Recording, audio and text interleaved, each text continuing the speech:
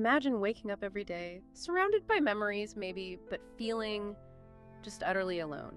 Or perhaps, you're at a lively family gathering, lots of people around, yet this profound, unsettling sense of isolation just washes over you.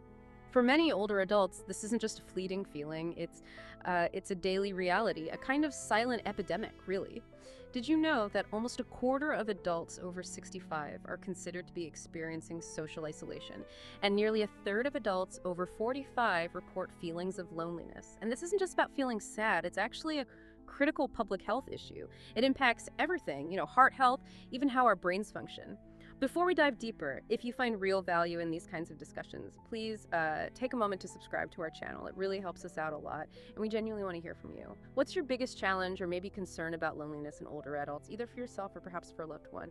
Share your thoughts in the comments below your experience. It could resonate with so many others. Just a quick tap on that subscribe button helps us keep bringing you these deep dives. So, today we're embarking on a really crucial exploration, a topic that touches countless lives: loneliness and social isolation in our senior years. We'll start by truly understanding what these terms mean, because they're often confused. Then we'll uncover the underlying causes and the often surprising impacts on our health. But we won't stop there. We'll shift focus to solutions, really practical stuff. From the transformative power of technology to the huge importance of community and volunteering, and also how to know when professional help might be needed. We'll tackle common misconceptions too, the things that hold people back, and we'll give you a practical, step-by-step plan to foster genuine connection.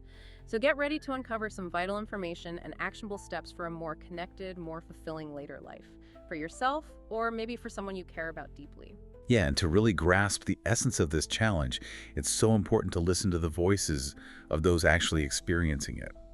A community organization over in Spain, Cruz Roja, recently shared some really powerful insights, perspectives from individuals like Gloria, Felicitas, Jesus, and Julia Natalia. Gloria, for instance, she battles against loneliness, calls it her enemy, something that's deeply affected her, throughout her life.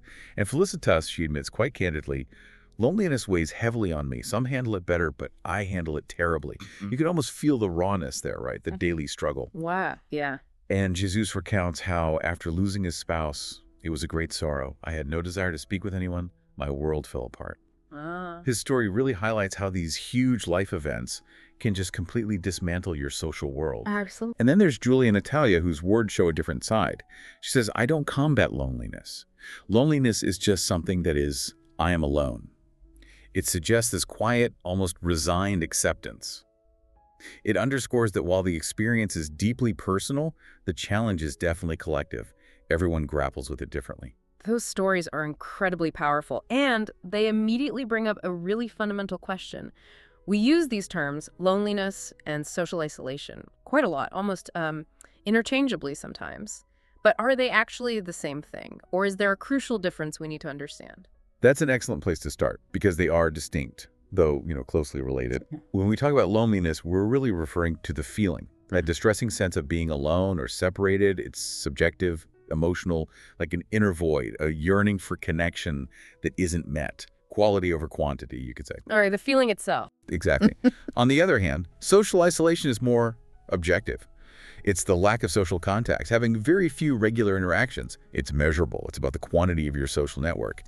And the crucial insight here is you can live alone, objectively, and not be lonely at all. You might be perfectly happy with your own company, have meaningful connections, just maybe fewer of them. Right. But conversely, you can feel incredibly lonely even when you're surrounded by people, maybe at a big family event or in a community group, if those interactions lack depth or real connection for you. That makes sense. It's about the quality versus the quantity, really. Precisely. So if that's the definition, how common is this problem, really? It feels like we hear about it more now, but what do the numbers actually tell us? How widespread is this, especially for older adults? Well, the statistics, they paint a very clear and frankly, pretty stark picture. It's a major public health concern. The World Health Organization, the WHO, they indicate that about 14% of adults aged 60 or older live with some form of mental disorder. And directly linked to that, loneliness and social isolation are identified as key risk factors. They affect nearly a quarter of older people globally. A quarter? Wow. Yeah. And more specifically, data from places like WebMD reports over 30% of adults over 45 experience loneliness. And nearly a quarter, almost 25% of adults, 65 and older, are considered socially isolated, objectively lacking those connections. Those numbers are significant. They really are. It highlights that this isn't just a few people here and there. It's a societal challenge affecting a huge and growing part of our older population. We can't ignore it. Okay, those numbers are genuinely unsettling. It really hammers home the scale of this. So what are the underlying reasons? What causes this growing loneliness and isolation? It feels like it must be complex. You're absolutely right. It's a complex web, multiple factors, all interconnected. Firstly, there are these huge demographic shifts and a related loss of autonomy. The world is aging rapidly. By 2030, 1 in 6 people globally will be 60 or older. 1 in 6. Yeah. And while living longer is fantastic, it often comes with, well, trade-offs. As we age, we're more likely to acquire chronic diseases, experience a loss of physical autonomy, and that can make it incredibly difficult to just participate in activities outside the home. Limits social engagement, even if the desire is strong. Right, like mobility issues, maybe. Exactly. Imagine someone who loved walking to the community center, but now they just can't manage it easily. That simple act becomes a barrier. That makes perfect sense. And it really makes me think about how family life has changed so much. How have those shifts in family structure contributed? Oh, it's a huge piece of the puzzle. Historically, many cultures had these traditional multi-generational households. Yeah. Grandparents, parents, kids, all under one roof. Right, built-in company. Exactly. Built-in companionship, support, a social network right there. But we've seen a definite shift towards nuclear families. Kids often move away for school, for work, sometimes even to other countries, which means older adults are increasingly living alone. The data shows a significant portion, like 27% of Americans aged 60 plus, older, now live alone. That's remarkably high globally. 27%. Yeah. And beyond just geography, the changing role of women matters too. Historically, women were often the primary caregivers. Now they're much more in the workforce, which can reduce that informal daily interaction older relatives might have received. Specific triggers for living alone often include, the death of a spouse, divorce, or simply not having family nearby. That's a massive structural shift, but what about broader societal attitudes? Is society itself, how we view older people, part of the problem? Unfortunately, yes. We often see the insidious impact of societal devaluation in ageism. Ageism, it's the stereotypes, the prejudices, the discrimination against older people. It devalues their experience, their wisdom, their potential contributions. Right. And when older adults are seen through this lens of decline rather than as vibrant members of society, it can really hit their self-esteem. It can lead to a negative view of their own aging and shrink their social support network. Our society, often focused on youth and productivity, tends to dedicate less time and attention to older people. It contributes to their marginalization. The WHO specifically highlights ageism's severe impact on mental health. It's not just abstract, it's a real barrier. And it probably becomes internalized too, right? Exactly. That's a crucial point. It subtly teaches older adults to internalize a sense of worthlessness, which then actively hinders their desire to seek the very connections they actually need. It's a vicious cycle. And beyond ageism and family changes, economic and work-life changes also play a really significant role. Retirement, for instance, it's often looked forward to, brings lots of free time. But without proper resources or planning how to use that time, it can unfortunately lead to loneliness. Losing that daily structure and interaction from work. Precisely. Yeah. Many people define themselves by their work. Without that routine, that social hub, a void could appear. Plus, economic factors like reduced purchasing power can limit participation in social activities, travel, clubs. It narrows their world. And older adults can also be more vulnerable to scams, leading to financial distress and further isolation, pushing them further inward. Yeah, that's a tough reality. And then, of course, there's the profound, undeniable impact of personal losses. The death of a partner, close friends. It's an immense cause of anguish, sadness, and often really deep loneliness. Losing a spouse isn't just losing a person, it's losing shared routines, a daily companion, an emotional anchor, your role in that relationship. Your whole world changes. Fundamentally, it can trigger severe depression as people try to navigate this altered reality, often feeling adrift without their lifelong companion. So it's clearly not just emotional or social factors. Our physical health must connect into this too, right? Body and mind seem so linked here. They are absolutely, inextricably linked. This is the critical connection. Health-related challenges are a major contributor to social isolation. As people age, things like declining mobility, maybe from arthritis or other conditions of vision problems, hearing loss, they can make social interaction incredibly difficult Yeah. and frustrating. Yeah, I can imagine. Trying to follow a conversation in a noisy room with hearing loss. Exactly, or trying to navigate unfamiliar places with poor vision. It just becomes hard work. So people might start to self-isolate because the effort feels too great. Cognitive challenges too, like early dementia or other disabilities, also limit participation, shrinking their world. And here's a really critical insight. For older adults, depression and this chronic loneliness, they don't always look like obvious sadness. Many might feel more numb or just have this reduced interest in things they used to love, that empty feeling. Less outward emotion, maybe? Sometimes.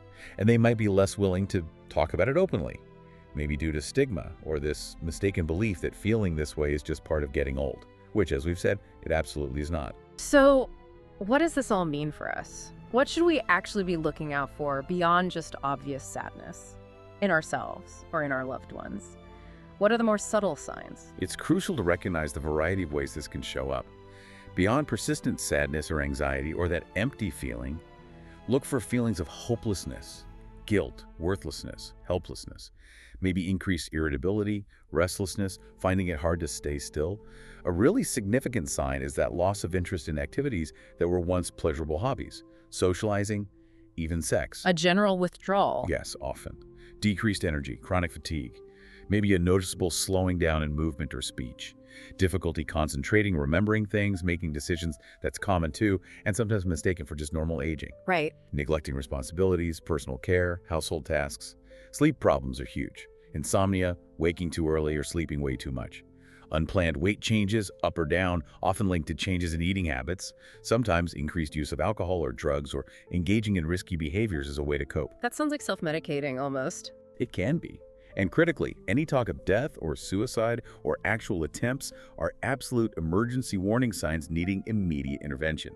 And remember, sometimes depression manifests primarily as physical symptoms, chronic aches, headaches, digestive problems.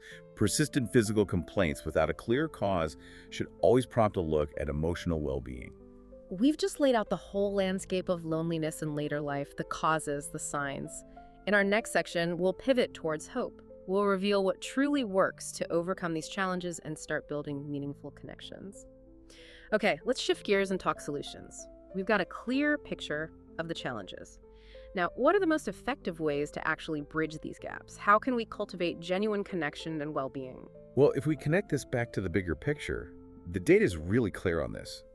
Actively engaging in productive, meaningful activities is absolutely key. People who do this, who find things that resonate with them, they tend to live longer, have a stronger sense of purpose, and just report greater well-being overall. It's not just about filling time then. Not at all.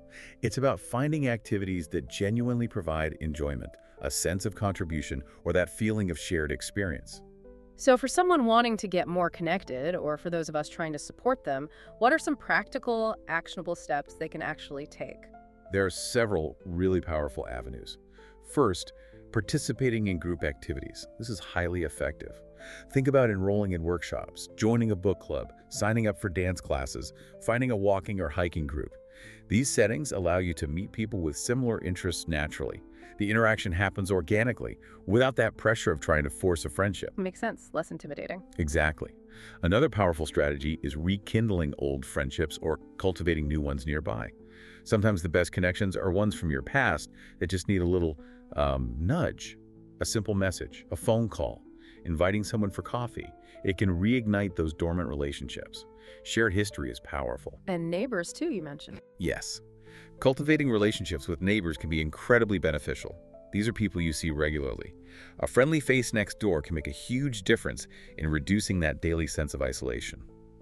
Then there's embracing volunteerism. This is truly remarkable. It's a fantastic way to meet like-minded people who share your values and contribute to something larger. It gives such a profound sense of purpose. And uniquely, it reduces loneliness for both the volunteer and the person receiving help. It's a win-win. That's interesting about the 55-65 group volunteering more. It is. It shows many older adults are eager to contribute. And organizations that focus on companionship, they often create these wonderful intergenerational encounters. Older adults share their stories, feel valued, and it breaks down ageist barriers. And crucially, cultivate a positive and open attitude. An open disposition, a genuine smile, willingness to initiate conversation, it makes you much more approachable. Don't wait to be asked. Exactly.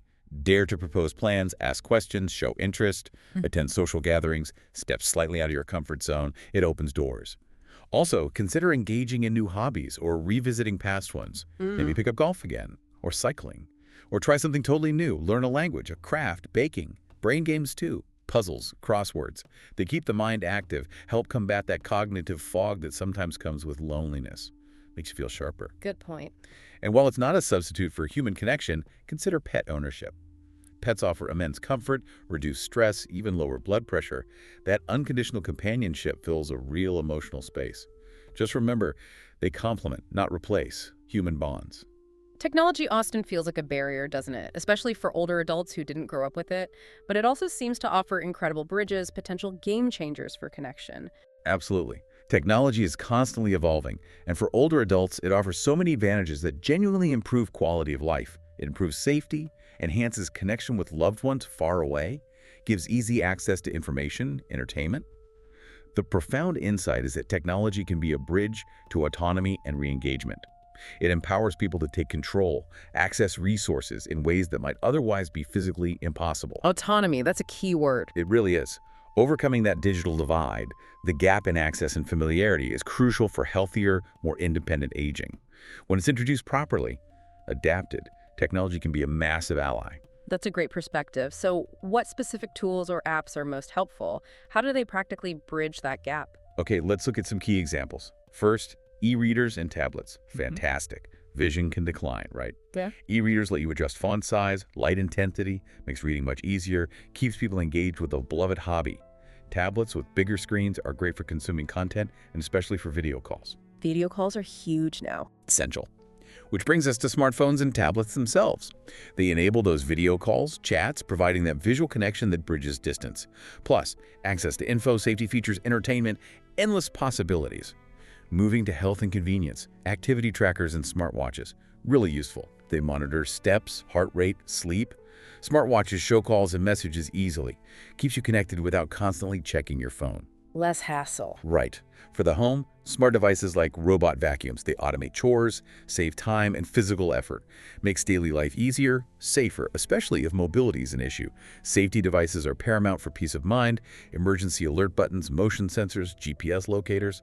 They offer protection, allow quick response, enhance autonomy, gives everyone a sense of security. Huge relief for families, too. Definitely. And finally, voice assistants. Alexa, Siri, Google Assistant. Integrated into phones, speakers. They offer incredibly easy communication and info access. Just ask a question, play music, set reminders. You can even have simple conversations with them. That interactive engagement can help combat loneliness, especially for those home alone. And learning how to use all this. Many public libraries, community centers offer online learning classes. They teach digital literacy, email, social media, basic functions. Empowers people to use these tools confidently. But beyond these direct social and tech tools, those healthy daily habits we talked about, they're absolutely foundational for mental well-being. They provide the energy, the resilience, the clarity needed to engage with the world and actually benefit from these connections. That makes perfect sense. So what specific lifestyle interventions are we focusing on here? How do these daily habits really fight loneliness? We're talking about the core pillars of health that profoundly impact mood and energy. First, physical activity. Regular exercise, even moderate stuff like a brisk walk, is excellent for mood, physical health, and prevents chronic diseases that raise depression risk and limit social interaction. Like joining a walking club. Kills two birds with one stone. Exactly. Combine physical benefits with social interaction. Aim for at least 150 minutes of moderate activity a week is the general guideline. Second, a healthy diet. A balanced, nutrient-rich diet helps prevent diseases, improves cognitive function, and directly impacts mood. Certain diets, like the Mediterranean or DHH diet, show particular benefits. And third, adequate sleep. Aim for 7 to 9 hours of good, restorative sleep. Loneliness itself can disrupt sleep, creating this awful cycle where poor sleep makes the isolation feel worse. Right, everything feels harder when you're exhausted. Absolutely. Prioritizing rest is crucial for both mental and physical health. It gives you the energy to connect. This is all incredibly helpful, practical advice. But it's important we acknowledge sometimes these feelings of loneliness can deepen into something more serious, right? Like depression. When should someone or their family consider getting professional help, and what does that look like for an older adult? This is an incredibly important question. It can genuinely save lives. Depression is a serious medical condition.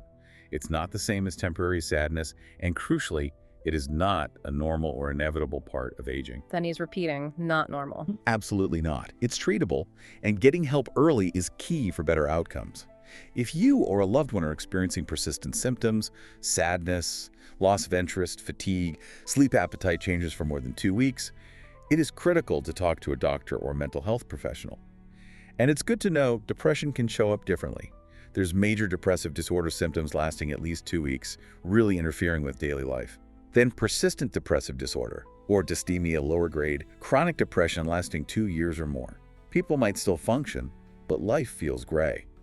There's also substance-induced depression linked to alcohol or drugs, and depression due to a medical condition, like heart disease or Parkinson's triggering symptoms. And you said it often looks different in older adults.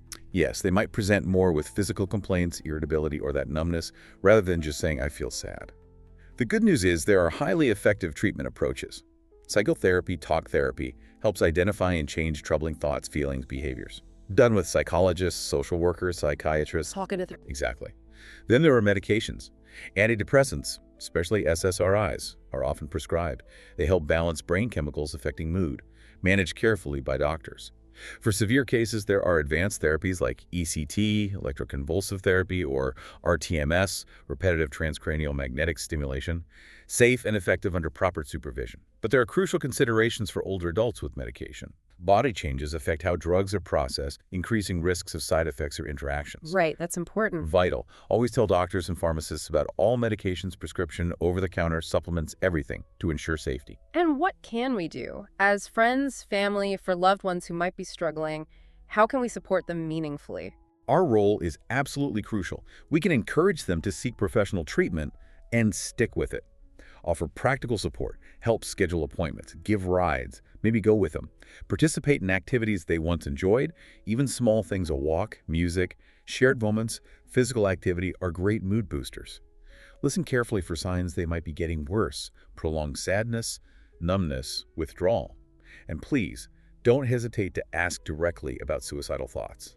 Asking does not increase the risk. It can open a vital, potentially life-saving conversation. That's a common fear, isn't it? That asking might plant the idea. It is, but research shows the opposite is true. It allows them to talk about their pain, have emergency contacts ready like 988 in the US, or local services, and don't leave them alone if you suspect immediate danger. Now, one critical challenge many older adults face is that digital divide we touched on. It's not just about owning a device, it's lack of resources, knowledge, just difficulty adapting. This creates insecurity, maybe outright rejection of technology, limiting their integration. It's a common hurdle. Yeah, the frustration barrier. Exactly. Which leads to another common mistake: impatience in teaching. If you're trying to help an older adult with tech, rushing, making it too complex, it overwhelms them. Leads to frustration, loss of interest, feeling incapable. Patience, small steps, a supportive approach are absolutely key. Good reminder for all of us trying to help. Definitely.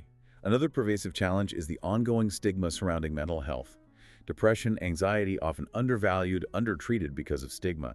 This makes people, especially older adults from generations where it wasn't discussed, reluctant to seek help. Leads to unnecessary suffering. We also see the critical mistake of ignoring warning signs. Because depression can look different, numbness, physical symptoms, these signs get overlooked. By the person, by family. This can lead to severe, untreated depression and, tragically, higher suicide risk. Vigilance is vital. Really need to pay attention to those subtle changes. Absolutely. And finally, there's often a significant lack of awareness of community resources. Support systems might lack proactive ways to find those at risk, or clear info channels. So even when great programs exist, the people who need them most might not know about them or how to access them. It points to a need for better outreach. From the power of a simple app to the deep impact of real connection, we've explored what works and what pitfalls to watch for. Next up, we'll give you a concrete, actionable plan to put these insights into practice starting today. After hearing all these powerful insights, maybe take a moment to think. What's one new activity, approach, or perhaps technology that you're curious about trying, either for yourself or maybe to help a loved one combat loneliness? Share your thoughts in the comments. Your idea could genuinely spark something for someone else. Remember, you are not alone in this, and there's always hope and support available. Okay, now that we've really dug into the causes, the signs, and the solutions for loneliness and isolation, let's make this really actionable. We've put together a simple, progressive 3-step plan. what you can do today, what you can aim for in the next 7 days, and then over the next 30 days to start fostering connection and boosting well-being. Right, for step 1, today. The goal here is just one tiny, manageable action, something that creates immediate forward momentum. First, reach out. Just pick up the phone. Call a trusted friend, a family member. Even if it's just to say hello, check in. That short conversation can make a huge difference, break that immediate sense of being alone. Small step, big impact potentially. Exactly. Second, a small tech adjustment. If technology feels daunting, start incredibly small. Take literally 1 minute. Increase the font size on your phone or tablet. Makes it easier to read. Or try activating a voice assistant, Siri, Google Assistant. Ask it the weather. Just get familiar with interacting. No pressure. Lowering the barrier. Precisely. Third, a little self-reflection. Take just a few minutes. Think about what moments, situations, or even times a day tend to trigger those feelings of loneliness for you. Awareness is always that crucial first step towards change. Okay, that's today. Building on that, what's next for the coming week? What kind of momentum can we build in 7 days? For step 2, in 7 days, we build a little more. First, explore an activity. Look into one local or online group activity that genuinely sparks your interest. Book club, walking group, language class, virtual crafting. The goal this week is just to explore possibilities. Find something that feels inviting, no need to commit yet, just look into it. Just window shopping for connection. Kind of. Second, aim for some personalized tech learning. Choose just one new app related to a personal interest. Music streaming like Spotify, digital library app like Kindle. Then keep art. Ask a younger family member or a tech-savvy friend to show you the absolute basics, how to get started comfortably. Okay. Third, plan intentional movement. Commit to at least one short, gentle physical activity this week. A walk around the block, some simple stretches, seated exercises if needed. Remember, movement boosts mood, gives you energy. And then, to really make these changes stick, build that foundation for lasting connection. What should we aim for over the next month? For step 3, in 30 days, we focus on consistency and deeper integration. First, aim for consistent social engagement. Make it a habit. This could mean actually joining that group you explored last week, or committing to a weekly coffee with a friend, scheduling regular video calls with family. Consistency is key. Weave it into your routine. Making it part of life. Exactly. Second, strive for deeper tech integration. Once you're comfortable with basics, maybe try using a tablet for daily news, longer video calls. Even explore a companion robot if that appeals. If you can, maybe sign up for a full digital literacy class at a community center. Really empower yourself with those skills. Build confidence. Right. Third, reinforce healthy habits. Consciously integrate healthy eating into your daily routine. Ensure you're getting enough good, restorative sleep. These physical foundations support everything else: energy, mood, resilience. And finally, within this 30-day window, consider volunteerism. Seriously, explore opportunities in your community. It gives purpose, builds connections, and is proven to combat loneliness for you and those you help. A real virtuous cycle. That's a fantastic, really comprehensive plan, thank you. And as we've kept circling back to, our physical health plays such a huge role here. So let's talk about medical checkups. Why are they so important in this context? What red flags should we watch for? And how can we talk effectively with our doctors? Absolutely. This brings up a vital question. Why are regular checkups so crucial, especially thinking about this mind-body connection and loneliness? The truth is, loneliness and social isolation are directly linked to significantly higher risks of serious physical health problems. High blood pressure, heart disease, obesity, weakened immune function. Wow, the physical toll is real. It really is. And beyond that, strong links to cognitive decline, including increased risk of dementia like Alzheimer's. And it's a two-way street. Poor physical health can severely limit your ability to socialize, increasing isolation risk. So maintaining physical health is foundational for mental well-being and having the capacity to connect. So, given that strong connection, what are the specific red flags we should watch for, beyond just feeling down? When is it really time to talk to a doctor? It's critical to be vigilant. If you experience several signs of depression, persistent sadness, loss of interest, chronic fatigue, big changes in sleep or appetite, and these last more than 2 weeks, it's absolutely critical to speak with your doctor. And remember, depression in older adults might show up as physical aches, headaches, digestive issues without another clear cause. Don't ignore those. Untreated severe depression can have dire consequences. Okay. Also, if you find yourself feeling socially isolated or lonely most of the time, not just occasionally, or notice significant changes in hearing or vision impacting communication, those are clear signals to consult a professional. Addressing those sensory issues can be a huge step towards reconnecting. And when you do make that appointment, how can we ensure the conversation is productive? What should we bring? What should we discuss? It's vital to be as open and honest as you can be. When you go, be ready to share how you're feeling physically, emotionally, mentally. Describe all your symptoms, even things that seem unrelated, like hopelessness or lack of interest. Crucially, tell your doctor about any big life changes or stressors, bereavement, retirement, divorce. These profoundly impact mental state. Gives them the whole picture. Exactly, a holistic view. And this is extremely important for older adults. Bring a complete, up-to-date list of all medications, prescription, over-the-counter, herbal remedies, supplements, everything. Our bodies process things differently as we age. Risk of interactions is higher. A full list helps your doctor make safe, effective recommendations. That's really practical advice. Okay, we've covered so much ground today, hopefully given lots of actionable advice. But sometimes, despite all the info, there are these internal barriers, common objections that stop people from seeking connection. Let's tackle some of those head on. Yes, this is critical because these objections often become self-fulfilling prophecies. They hold people back. The first big one we hear all the time: I'm too old to learn technology. Yeah, you hear that. That's common, but fundamentally incorrect.